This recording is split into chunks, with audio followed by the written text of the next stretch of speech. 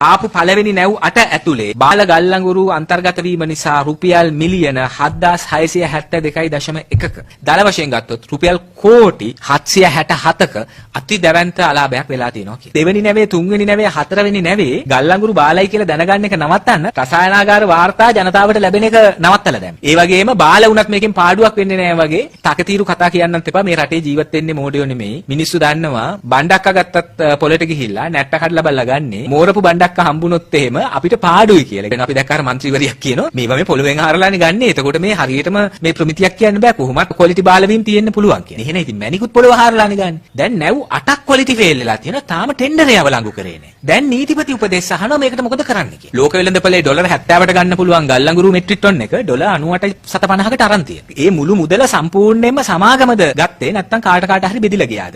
ලංකා ගල්ලඟුරු සමාගමේ හිටපු සභාපතිවරයාගේ ඉල්ලා අස්ීමේ ලිපියක් සංසරණය වෙනවා සමාජ මාධ්‍යවල. ඒ ලිපියේ අවසානයේ තියෙනවා මේ සිද්ධ වෙන මේ ප්‍රසම්පාදන ක්‍රියාවලිය සම්බන්ධ මට වගකීමක් බාර ගන්න බැරි නිසා මම ඉල්ලා අස්වෙනවා කියලා. ඒ කියන්නේ ටෙන්ඩර් කැඳවීමේ ප්‍රශ්නයක් වෙලා තියෙනවා. වංචා දූෂණ විරෝධය ගැන මාලිමාව කියපු ඒවට මොකද උනේ? බොරු තරකද දා පාර්ලිමේන්තු උඩ පනින්න නැතුව, Facebook එකේ ෆේක් බලකායවල දාලා පච ගහන්න නැතුව මේ ආණ්ඩුව යහපත් දේශපාලන සංස්කෘති කතා කියන්න එපා.